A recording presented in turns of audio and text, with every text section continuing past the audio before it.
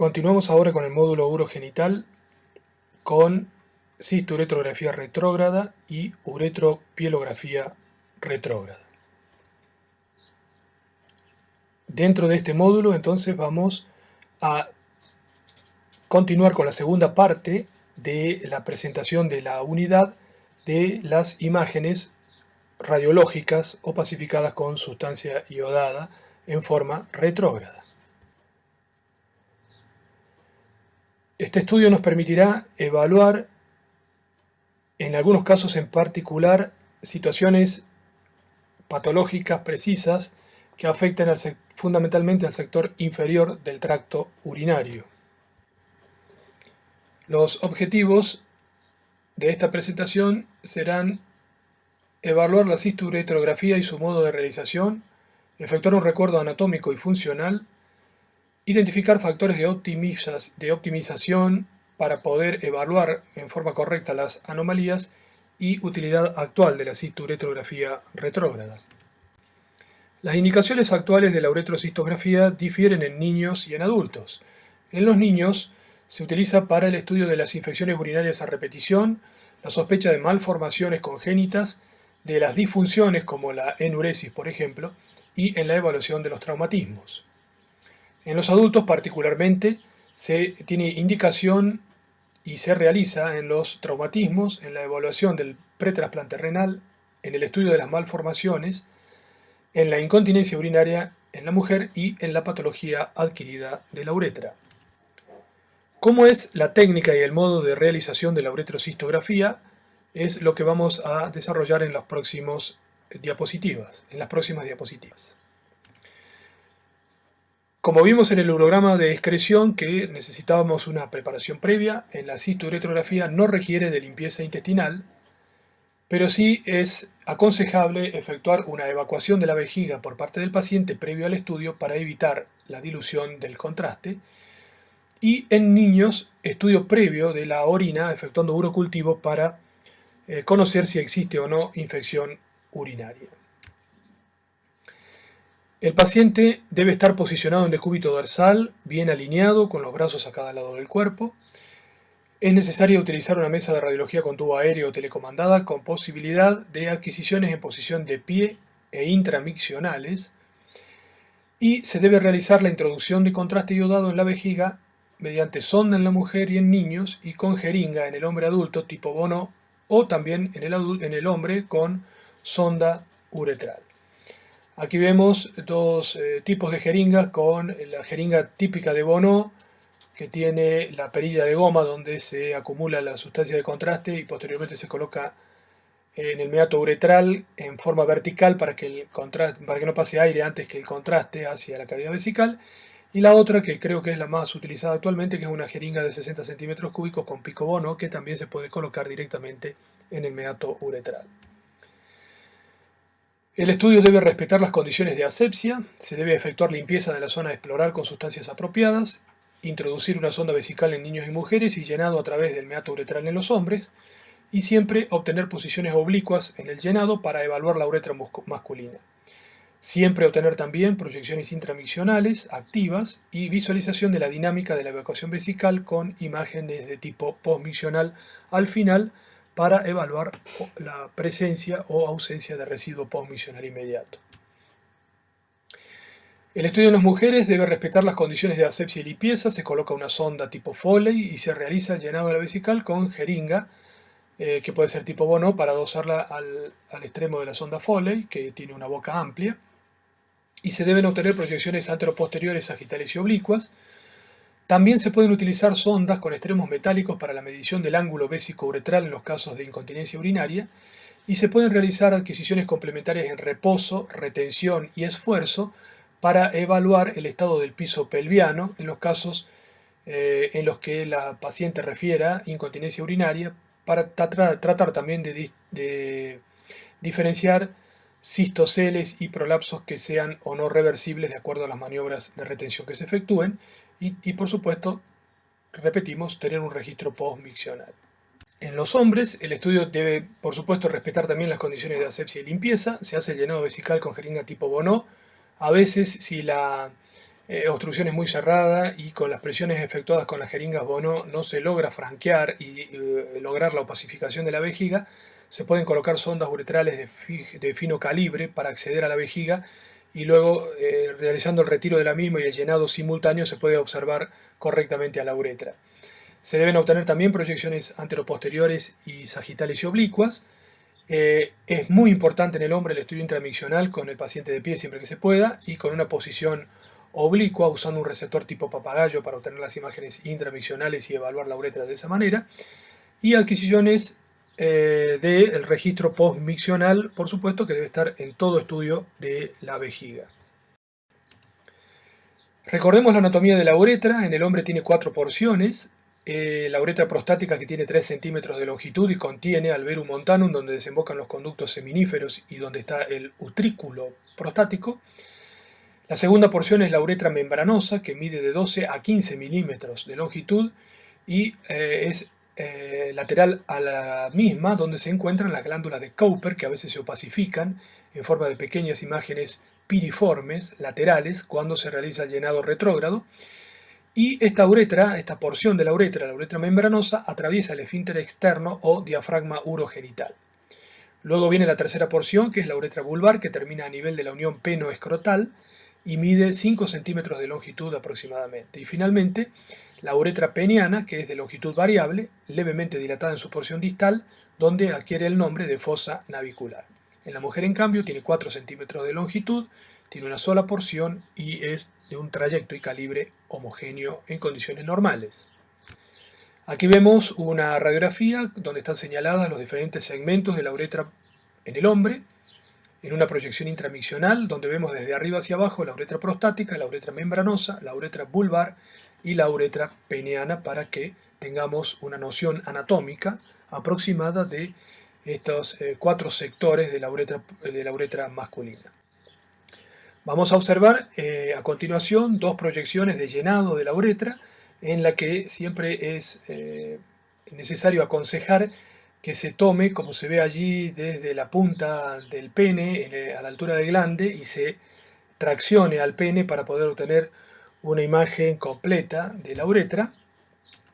En esta otra proyección, un llenado aún más intenso y donde se puede notar el calibre y las pequeñas escotaduras que existen a nivel de la uretra prostática y de la uretra membranosa, donde se encuentra el diafragma urogenital, pero los bordes regulares y una correcta distensión de todo el trayecto de la uretra antes del llenado vesical.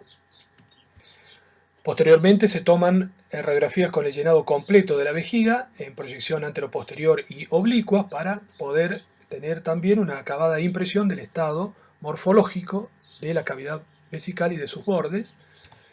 Y posteriormente la proyección intramiccional, en la que volvemos a evaluar los diferentes segmentos y sectores de la uretra y el grado de distensión, sobre todo de la uretra prostática, en esta proyección. La uretra femenina, como dijimos, es mucho más sencilla, tiene 4 centímetros de longitud, se constituye como una forma tubular con bordes regulares y con un llenado homogéneo, que habitualmente tiene a nivel del cuello vesical una leve dilatación infundibular, que es normal y que no debe confundirse con una dilatación patológica. Cuando se realiza la radiografía de proyección vesical en una mujer, hay que obtener imágenes en proyección anteroposterior y oblicuas y tratar también con la paciente en decúbito dorsal levemente oblicua, que efectúe una micción para obtener y visualizar a la uretra, ya que en general durante la maniobra de llenado que se hace con vejiga, la uretra no es explorada y solamente puede verse durante la proyección intramiccional. Por lo tanto, tener en cuenta siempre la proyección intramiccional también en la mujer. Recordar entonces brevemente lo que acabamos de decir: cómo realizarla, condiciones de asepsia, sondas tipo Foley para adulto y para niños, inflando el pequeño balón en la zona de la fosa navicular, o mediante una jeringa directamente en el meato uretral en el hombre. Usar contraste iodado y solución fisiológica para el llenado, visualización radioscópica intermitente para ver el reflujo, monitorizar la región renal superior para ver si se han opacificado los sistemas excretorios y que hayan pasado inadvertidos en algún momento en que hayamos dejado de hacer radioscopía. Siempre tratar de rellenar hasta la distensión máxima a la vejiga y obtener radiografías de perfil del trayecto uretral del hombre, tanto en el llenado retrógrado como en la micción. Obtener radiografía de frente, oblicuos y perfil de la vejiga, agregando una proyección conteniendo los riñones en caso de reflujo. Usar sondas especiales para la uretra femenina, y a veces es útil utilizar antiespasmódicos para lograr la opacificación de la vejiga, sobre todo en el hombre. En cuanto a la cisturetrografía de los niños, no vamos a entrar en detalles de la realización de la misma porque será objeto de otra presentación en este mismo curso. Recordemos las indicaciones y contraindicaciones de la uretrocistografía. Las indicaciones actuales son el reflujo vésico-ureteral, la estenosis uretral, los tumores de la uretra, los trastornos miccionales, evaluación del piso pelviano y evaluación postquirúrgica eventual. Las contraindicaciones corresponden a la infección urinaria en el niño, sobre todo, y la sospecha de ruptura uretral traumática, que es en realidad una contraindicación relativa. La patología de la uretra puede dividirse en lesiones benignas y malignas. Las benignas corresponden a inflamación o infección, estenosis, pólipos, papilomas, condiloma acuminado, metaplasia escamosa, y en las mujeres carúnculos y prolapso de la mucosa son más frecuentes que los pólipos. Las lesiones malignas corresponden a carcinoma de células transicionales, CA de uretra, carcinoma de uretra primario y el sarcoma.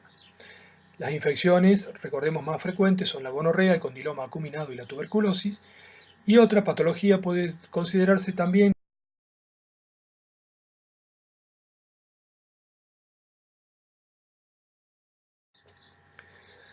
Veamos algunos ejemplos. Esta es una estenosis concéntrica por válvula uretral en un niño.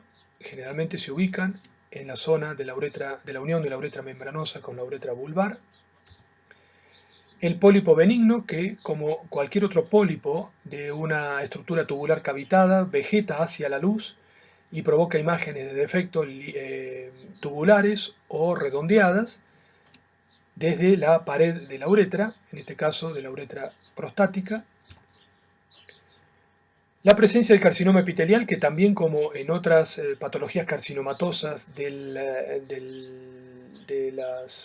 los órganos tubulares, como es la uretra, aparecen como imágenes irregulares, estenosis, falta de distensión parietal y a veces ulceraciones, como vemos sobre el borde dorsal, en este caso de la uretra peniana.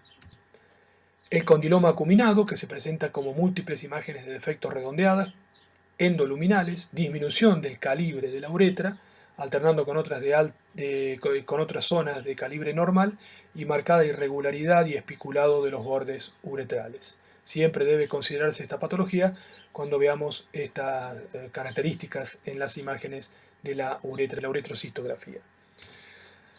La lesión traumática, que como dijimos puede ser una contraindicación, pero es relativa y todo depende de la situación clínica y de los días de evolución, y debe ser coordinado por el equipo de urología, en el que, bueno, se verá, de acuerdo al daño sufrido por el traumatismo en la uretra, las alteraciones serán diversas. Podemos encontrar dilataciones, podemos encontrar fístulas, podemos encontrar extravasación del medio de contraste secundario a la lesión traumática. El reflujo vésico-ureteral también será un tema de estudio en los niños, pero vamos a hacer una rápida referencia. Aquí hay una de las clasificaciones más utilizadas en 5 grados del reflujo vésico-ureteral y que ustedes pueden encontrar en toda la bibliografía sin ningún tipo de problema. Lo importante es tener en cuenta que cuando hacemos el estudio en los niños es, como dijimos hace unos minutos, evaluar en forma global a todo el sistema urinario, es decir, abarcar en las exploraciones también a los riñones para poder demostrar esto, es decir, ver el reflujo, hasta dónde llega y qué grado de repercusión tiene en el sistema excretor renal para poder hacer la clasificación en grados de forma correcta. Aquí vemos un reflujo vésico-ureteral importante, bilateral, y es necesario también evaluar las características y la flexosidad de los uréteres, como vemos en este otro caso, y la importante dilatación uronefrótica en este reflujo vésico-ureteral unilateral de grado importante, y que debe ser tenido en cuenta en todo el contexto clínico del paciente. Pero una situación a tener en cuenta es la evaluación, tanto pasiva como activa, es decir, evaluar al estudio con el paciente en el llenado retrógrado, sin el esfuerzo miccional por parte del paciente, y también evaluar si el reflujo se produce solamente cuando el paciente realiza la micción, es decir, diferenciar el reflujo pasivo, que es lo primero que le señalé, o el activo, es decir, mientras está realizando la micción.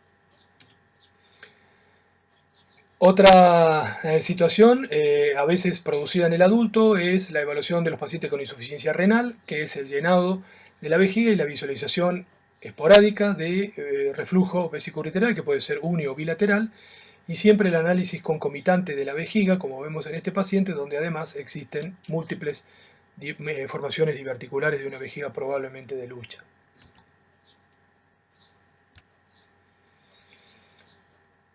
Muy bien, además de la uretrocistografía retrógrada, podemos realizar estudios con ultrasonidos, que se denomina uretrosonografía, y la uretrografía por resonancia magnética.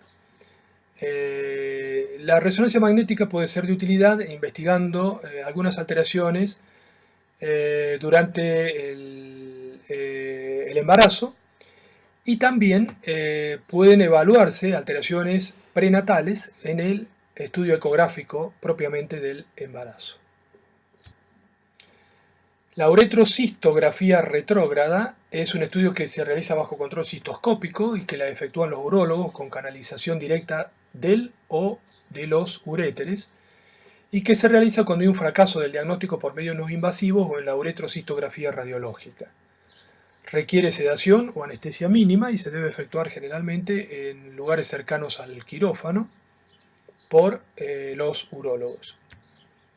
Aquí vemos en dos imágenes obtenidas de la bibliografía cómo se realiza la opacificación de los uréteres, cómo se canaliza en la imagen de la derecha y cómo de esta manera se pueden estudiar áreas de estenosis que no puedan quedar claras por los métodos no invasivos. Es un estudio que cada vez se hace con menos frecuencia debido a la alta calidad y especificidad diagnóstica de los métodos como la piel-OTC o la uro-RM. Otro estudio útil es la utilización de la ecografía para evaluar la uretra. Esta se denomina uretrosonografía. Se debe realizar en condiciones de asepsia con utilización de un transductor lineal de superficie. Es necesario tener un ayudante que inyecta la solución fisiológica en forma continua, mientras el operador observa la respuesta ecogénica de la pared y la luz uretral a través de la ecografía, y la inyección de la solución fisiológica se realiza con una inyección con sonda cuyo balón se infla en la fosa navicular, o mejor y más práctico, con una jeringa tipo bono en el meato. Se realiza registro de imágenes estáticas y en videos para una mejor interpretación. Quiero mostrarles algunos casos. Aquí se ve una uretrosonografía normal a la altura de la uretra peniana, con las burbujas aéreas que suelen pasar, aunque sean mínimas, determinan esas imágenes de defecto ecogénicas puntiformes en la luz uretral, pero observen cómo se produce una correcta distensión de la uretra al pasaje de la solución fisiológica y cómo podemos evaluar las capas uretrales y la luz con total nitidez mediante este examen realmente muy útil. Veamos la utilidad en estos casos de estenosis. Aquí vemos un paciente en una uretrocistografía con una imagen de estenosis a nivel de la uretra vulvar y membranosa, señalada con un recuadro y con la flecha. Y miren en el mismo paciente cómo la uretrosonografía nos muestra la causa de esta estenosis, que está provocada por unas bandas densas que corresponden a anillos fibrosos secualares postraumáticos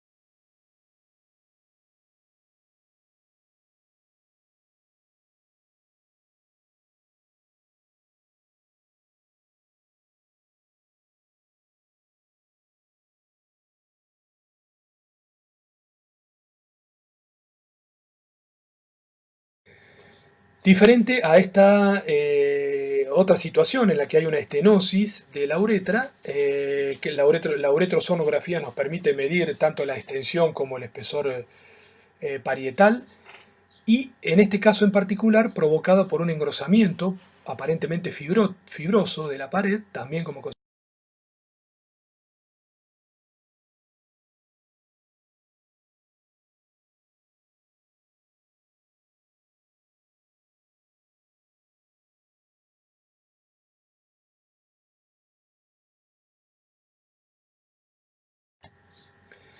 La uretra puede ser visualizada también por resonancia magnética. En general se utilizan secuencias T2 y T2-FAT-SAT y es suficiente con los planos sagital y coronal. Aquí vemos en este paciente el trayecto uretral prostático principalmente y una imagen de dilatación del utrículo, que a veces puede ser un hallazgo normal, a veces puede tener connotaciones patológicas, pero así es como se puede ver al utrículo dilatado en una uretra en un estudio por resonancia magnética. Finalmente, los conceptos a retener para esta presentación son que la uretrocistografía es un método de estudio que continúa utilizándose ampliamente, es útil y no provoca tanta radiación en el paciente, tiene múltiples y precisas indicaciones para evaluación protocolar, por ejemplo en los casos de pretrasplante, y también para el estudio de toda la patología que se sospeche a nivel de la uretra. Si deseamos utilizar métodos no radiológicos para no irradiar al paciente, aconsejamos fervientemente el uso de la ultrasonografía, ya que también es un método fácil de realizar, no es tan incómodo para el paciente y brinda mucha información no solo del estado de la luz uretral, sino también de la pared y ocasionalmente para evaluar los planos vecinos o el estado de las estructuras vecinas, la resonancia magnética puede ayudar también en el estudio de la uretra, mucho más que la tomografía computada en este caso en particular. Muchas gracias por la atención.